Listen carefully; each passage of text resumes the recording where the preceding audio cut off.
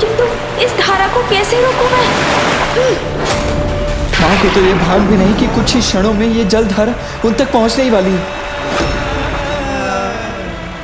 भैया अब क्या करें हम?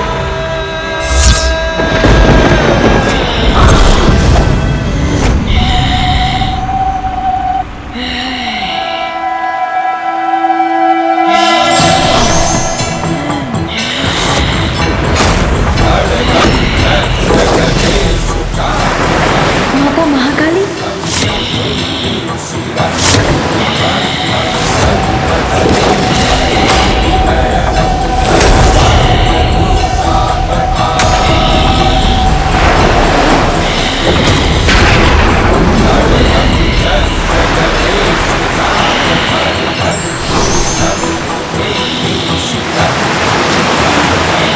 अब ये अनर्थ अवश्य टल जाएगा भैया।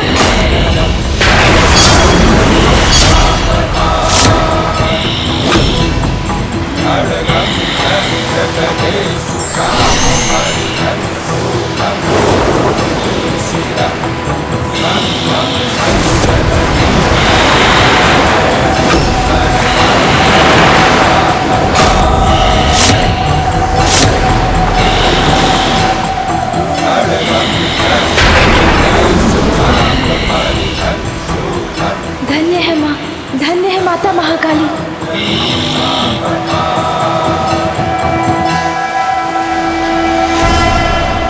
माँ ने स्वयं ही इस संकट का निवारण कर लिया।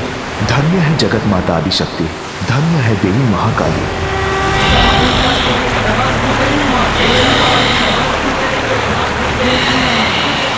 पिताश्री, अब तो परीक्षा समाप्त कीजिए। पिताश्री, माता की महाकाली रूप ने जलधारा को रोक लिया और माँ ने अपना तप भी भंग नहीं होने दिया। अब तो उनके तप को सफल कीजिए पिताश्री।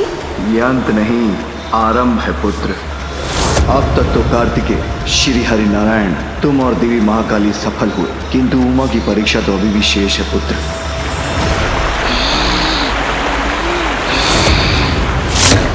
ये क्या कह रहे हैं आप पिताश्री? माँ की और कैसी परीक्षा लेने वाले हैं आप? पिताश्री के मन की अनंत गहराई की था पाना असंभव है। अब वो क्या करेंगे ये तो वही जानते हैं, किंतु मैं उसकी कल्पना से ही चिंतित हूँ।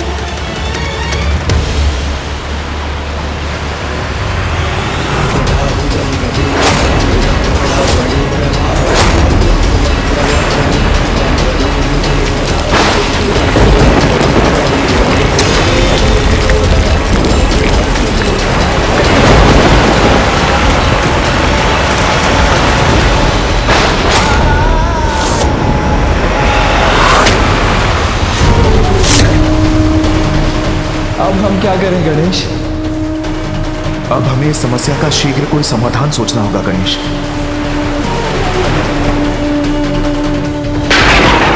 इस जलधारा के प्रभाव से तो बहुत बड़ा संकट उत्पन्न हो जाएगा।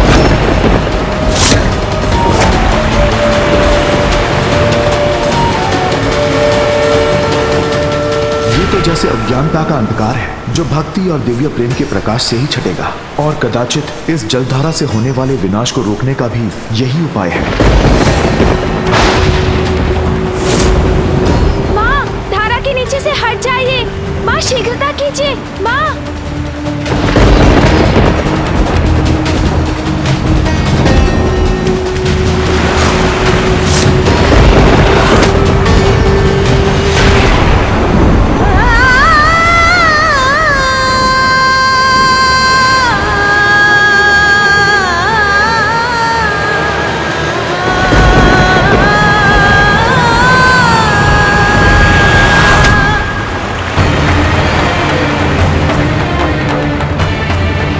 ये जलधारा मेरी ओर बढ़ी आ रही है।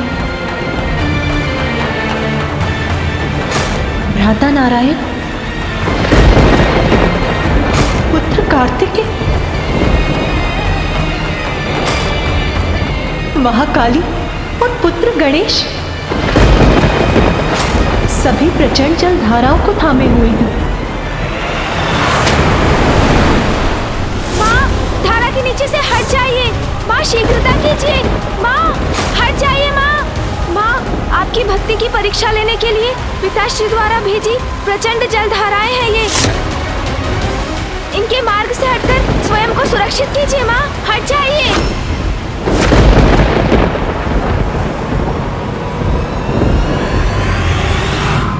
मेरे स्वामी यदि मेरी परीक्षा लेना चाहते हैं तो पीछे नहीं हटूंगी मैं।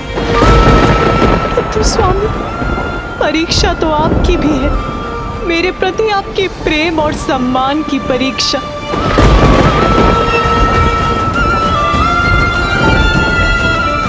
यदि मुझे बहना ही है तो अवश्य बहूंगी मैं, किंतु आपके साथ बहूंगी नाथ।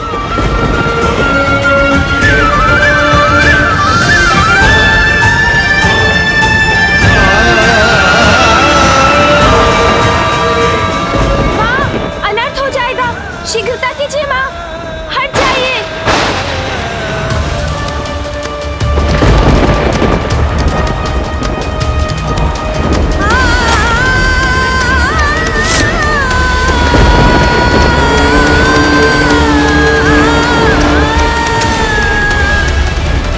माँ, हट जाइए इस जलधारा के मार्ग से। बहन पार्वती,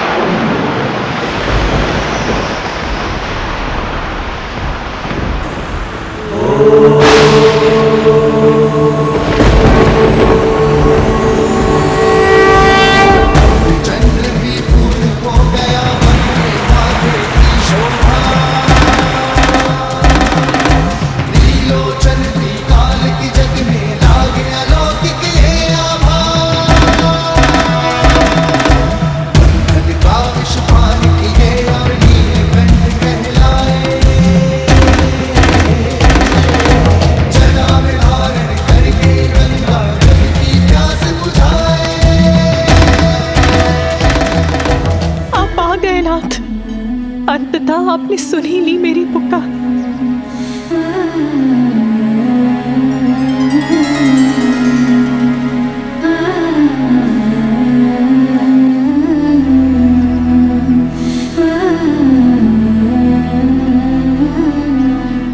ये क्या उमा, मेरे लिए अपना अस्तित्व मिटाने के लिए प्रस्तुत हो गई, ये विचार किए बिना कि शिव का अस्तित्व तो तुम ही से है। क्या सोचा था तुमने? मैं ऐसी स्थिति में हमारी रक्षा करने नहीं आऊंगा? तुम्हारी वजह से शिव का जीवन सार्थक हुआ है। तुम्हारी सहायता से मैंने सृष्टि की रचना की और आज तुम्हारे बिना मेरा अस्तित्व पुनः शून्य हो जाता और संपूर्ण संसार उस शून्य में विलीन हो जाता। नाथ, सत्य कहा था तुमने। तुम्हें पुनः खोने की कल्पना का वो क्षण मेरी ही परीक्षा का क्षण था, किंतु अब तो मैं परीक्षा में सफल हुआ ना प्रिय। कहो, पुनः साथ निभाओगी मेरा?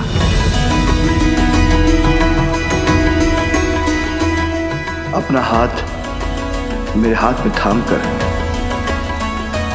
मेरी पत्नी, मेरी सहभागिनी बनोगी? अवश्य नाथ, आपकी सहभागिनी बनना तो मेरा अधिकार है, सौभाग्य है।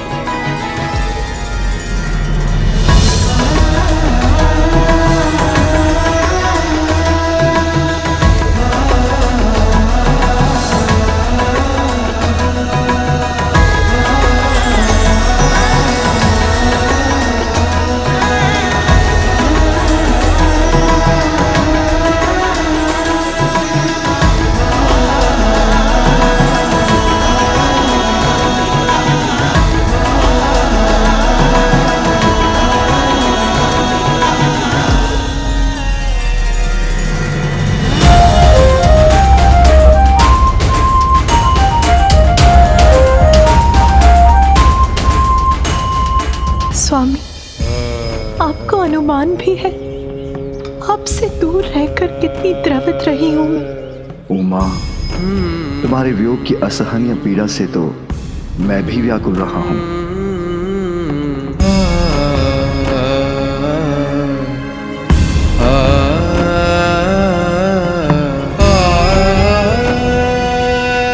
आप धन्य हैं पिताश्री।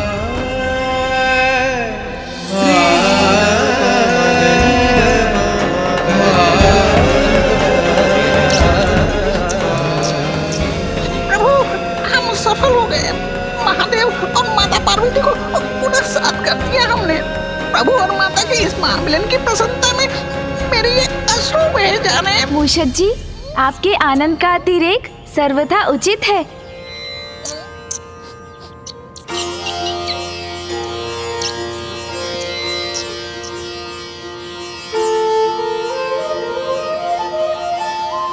माँ, अब तो लौट आइए ना हमारे निकट। पिताश्री, माँ को कैलाश वापस ले आइए ना।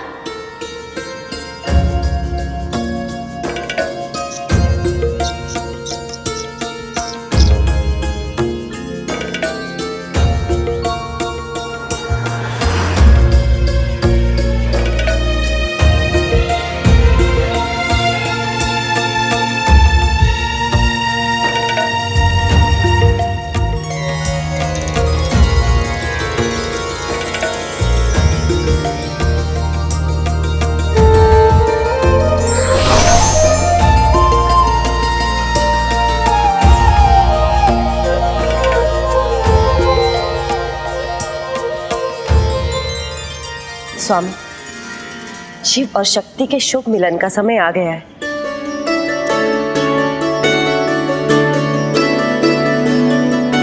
माँ, पिताश्री को आपसे पुनः मिलाने का श्रेय तो गणेश को ही जाता है।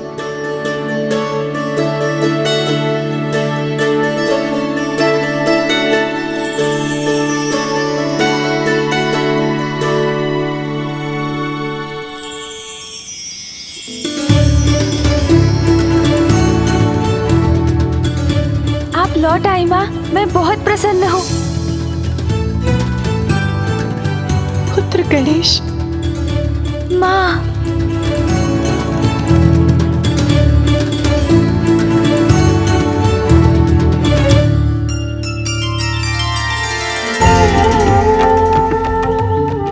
महादेव के संपूर्ण परिवार को पुनः एक साथ देखकर अद्भुत आनंद का अनुभव हो रहा है।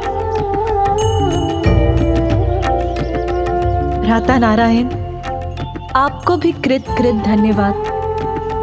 मैं अत्यंत भाग्यशाली हूँ कि आप मेरे भ्राता हैं। उमा, कैलाश का कण कण तुम्हारी प्रतीक्षा कर रहा है। आओ, अब वहां लौट चलो मेरे साथ। अवश्य नाथ, इतने वर्षों से कैलाश से वंचित मैं भी वहां लौटने के लिए व्यग्र हूँ।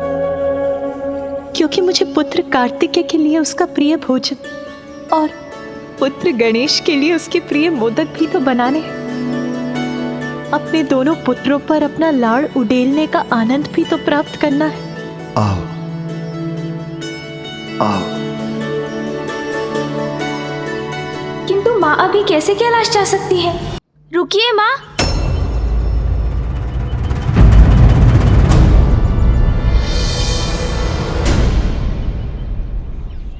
क्या हुआ पुत्र गणेश? मुझे लौटाने के लिए तुमने इतने प्रयत्न किए और अब तुम ही मुझे रोक रहे हो। हाँ माँ, अभी आपके कैलाश जाने का समय नहीं हुआ है। तुम्हारे कहने का क्या आशय है पुत्र? क्योंकि आप कुछ भूल रही हैं।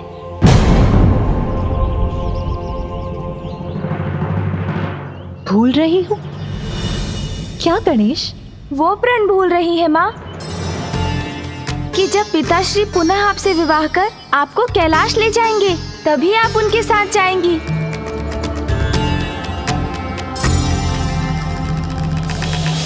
महादेव ने मुझे अपने से दूर किया, तो मुझे पाने के लिए प्रयत्न भी करना होगा। उन्हें स्नेह और सम्मान के साथ मुझसे विवाह कर मुझे कैलाश ले जाना होगा। ये मेरा प्रण है। और माँ, ऋषि कात्यायन को दिया अपना वचन भी स्मरण कीजिए। एक पुत्री के रूप में आपने मुझे अत्यंत ही सुखद पल दिए हैं, परंतु एक सुख से मुझे वंचित कर दिया। बस आपका कन्यादान नहीं कर सका। पिताश्री आपको कन्यादान का सुख भी अवश्य प्राप्त होगा।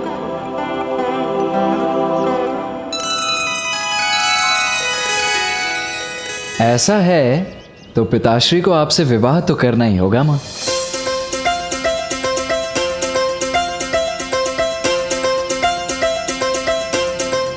तो पिताश्री, आपका क्या निर्णय है?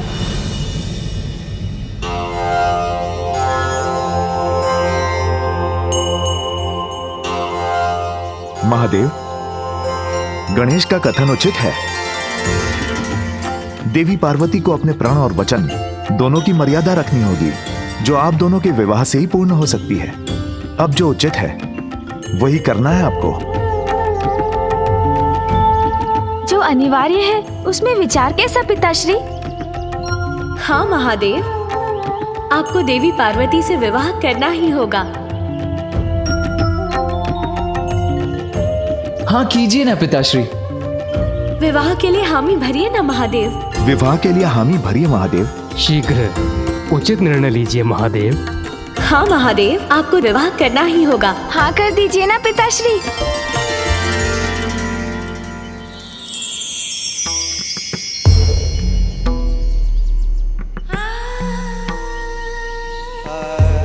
उमा, क्या मुझसे पुनः विवाह करोगी? अवश्य नाथ।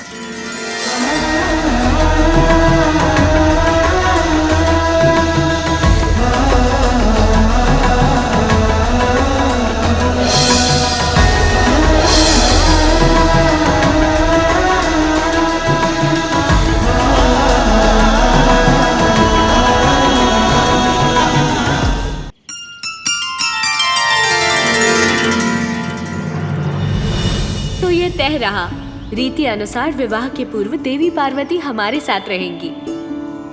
आप विवाह के लिए बारात लेकर आइए, तभी विवाह उपरांत वधू रूप में देवी पार्वती का साथ प्राप्त होगा आपको। अच्छा,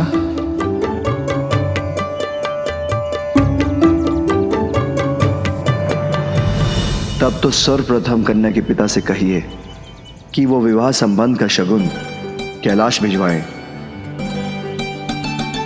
महादेव, हमें आपसे तो यह अपेक्षा नहीं थी। आप तो अभी से ही वर पक्ष के समान व्यवहार कर रहे हैं। वर पक्ष वाले हैं तो वर पक्ष जैसा ही व्यवहार करेंगे ना।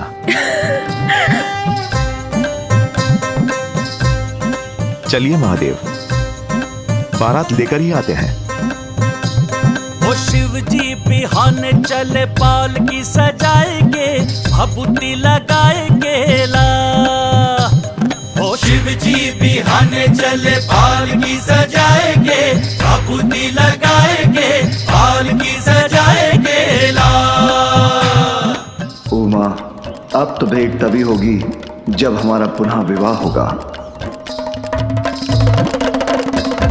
शिव जी बिहाने चले पालकी सजाएंगे, भभूति लगाएंगे, पालकी सजाएंगे ला। शिव जी बिहाने चले पालकी सजाएंगे, भभूति लगाएंगे, पालकी सजाएंगे ला। शिव जी बिहाने चले पालकी सजाएंगे, भभूति लगाएंगे, पालकी सजाएंगे ला।